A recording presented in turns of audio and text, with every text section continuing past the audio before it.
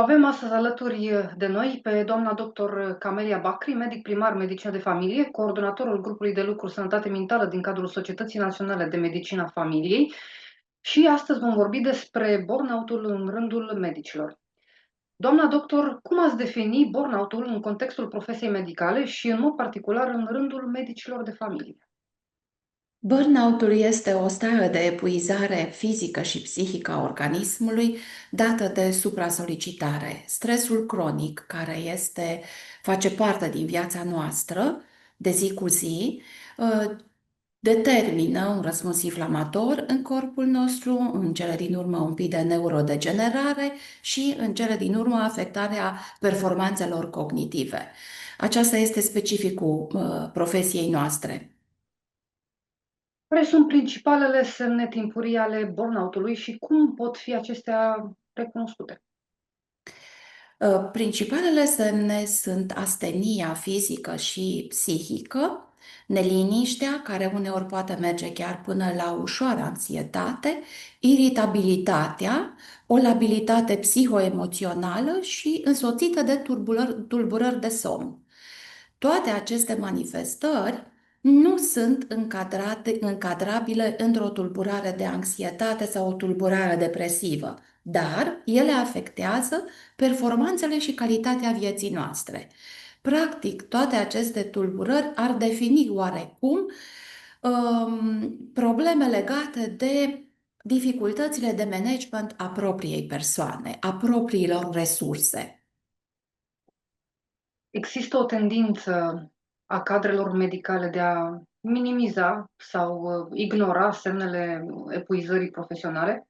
Și dacă da, cum poate fi contracarat acest mecanism? Da, e o întrebare foarte bună. Există această tendință, pentru că noi medicii trăind într-un spațiu clinic, oarecum, ne gândim că avem răspuns la toate întrebările. Avem soluții la îndemână și uneori, de multe ori, ne aplicăm automedicație. Uh, Sigur că da, neglijând aceste prime semne ale unui sindrom de burnout, un sindrom de oboseală cronică, premergător burnout-ului, ar fi oarecum un semnal de alarmă pentru medicul de familie. Dar de cele mai multe ori nu ținem cont de lucrul acesta. În special după ultima perioadă a pandemiei, datorită încărcării noastre ca și sistem, medicii nu prea au ținut cont de resursele proprii.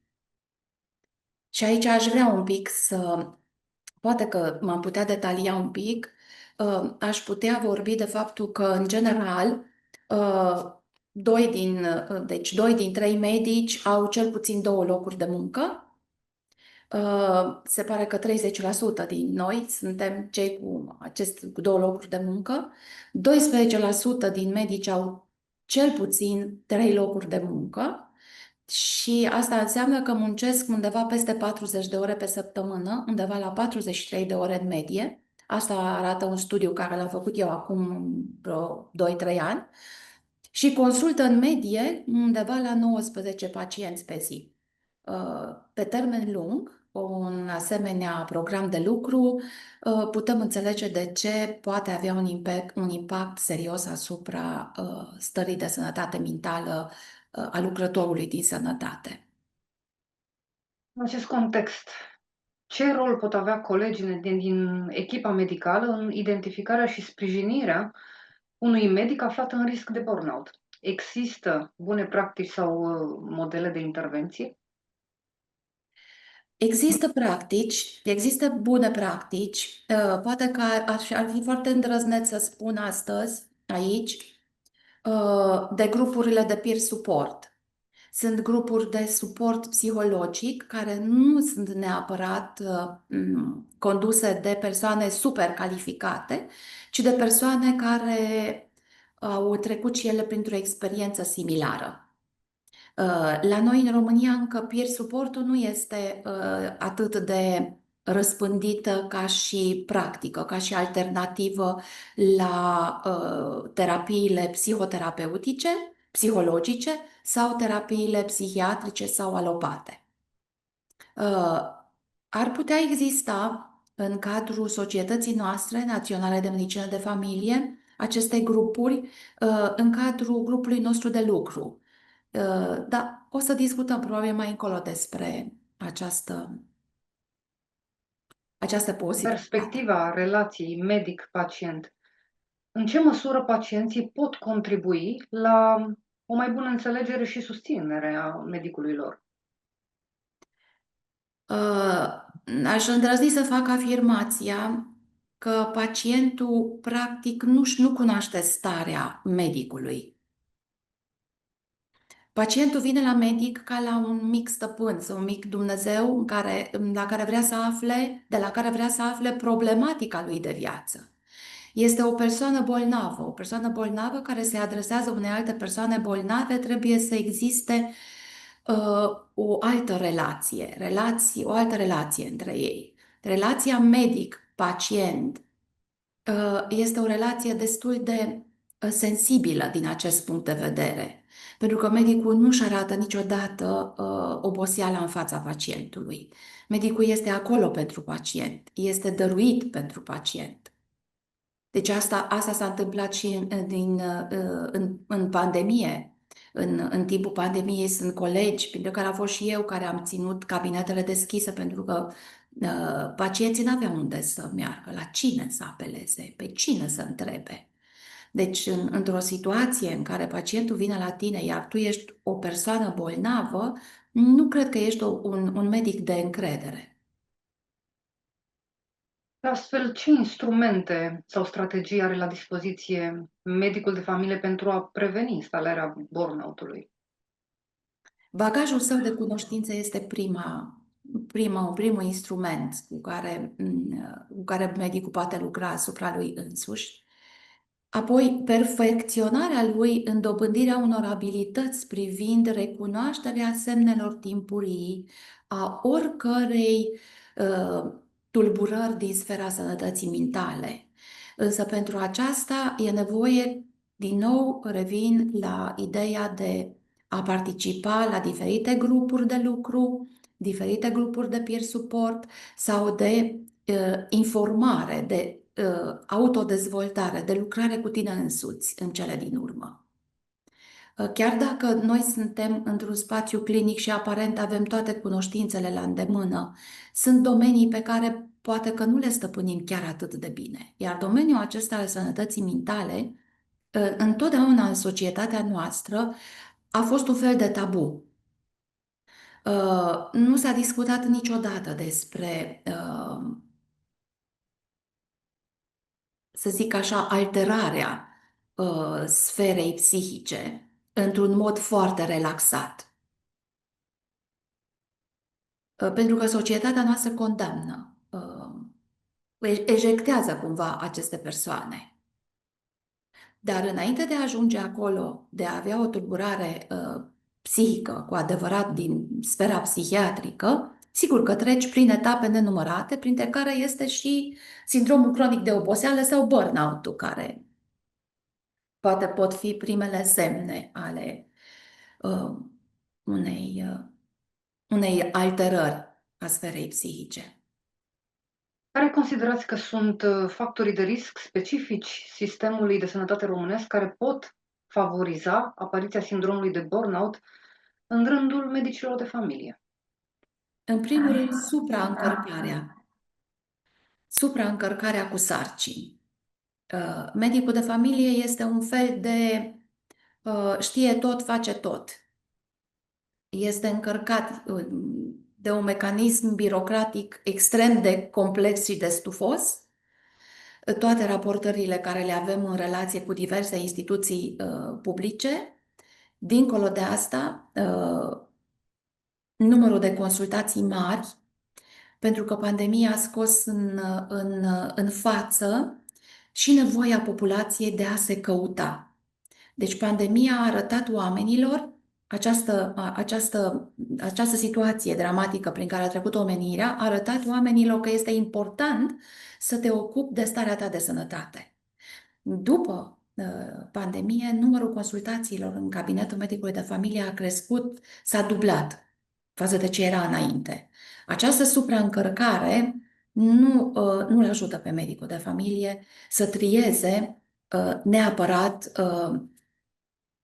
cazurile foarte ușor. Pentru că atunci când ne speriem de orice febră, de orice simptom ușor, care poate că nu reprezintă un pericol biologic, fugim la medicul de familie. În Sigur, afară de această încărcare, alți factori de risc? lipsa mișcării, sedentarismul și stresul. Medicul de familie ajunge să lucreze peste 7 ore de cabinet, ceea ce înseamnă sedentarism. Sedentarismul, stresul, știm că nu duc la nimic bun de-a lungul vieții. Dumneavoastră coordonați grupul de lucru de sănătate mentală din cadrul Societății Naționale de Medicină a Familiei. Ne puteți oferi detalii despre obiectivele acestui grup și despre principalele proiecte derulate în prezent? Da, mulțumesc pentru întrebare. Suntem un grup nu foarte mare, însă foarte entuziasmat. Avem câteva proiecte importante în derulare. Unul dintre proiecte oarecum face și obiectul acestei cumva întâlniri. Mi-ați adus cumva toate întrebările la fileu ca să pot să vă împărtășesc din ceea ce dorim noi să facem. Unul din proiectele cele mai dragi de suflet este intenția noastră de a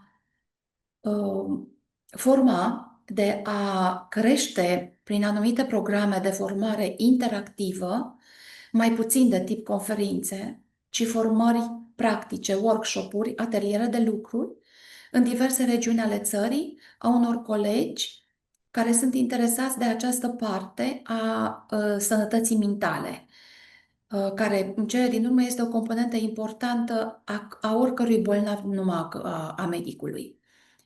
Dorim ca în câteva regiuni din România să mergem să facem aceste ateliere în care vom împărtăși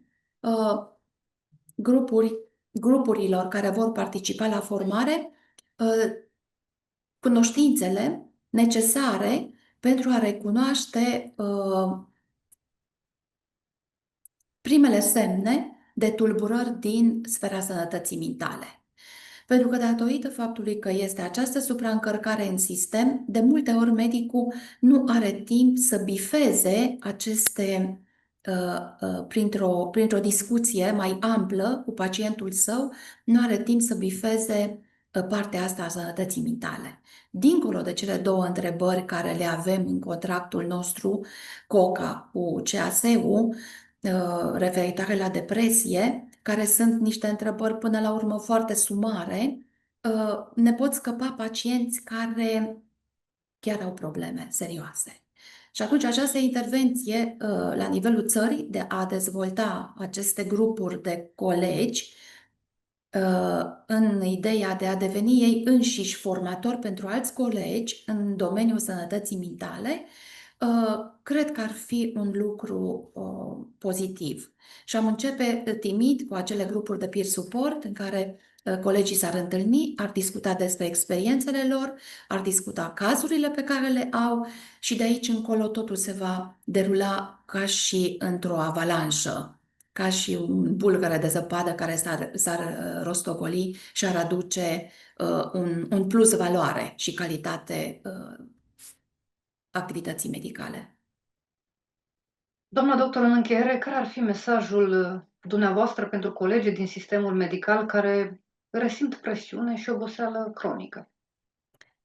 I-aș încuraja pe colegii mei să ia pauze, în primul rând, să facă mișcare, să facă sport, pentru că știu și eu sunt unul din acei colegi care nu fac suficientă mișcare și sport.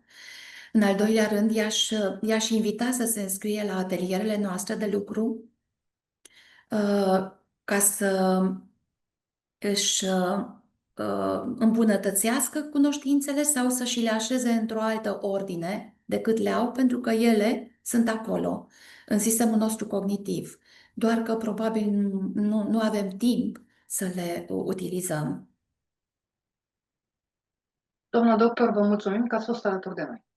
Mulțumesc și eu mult de tot pentru invitație.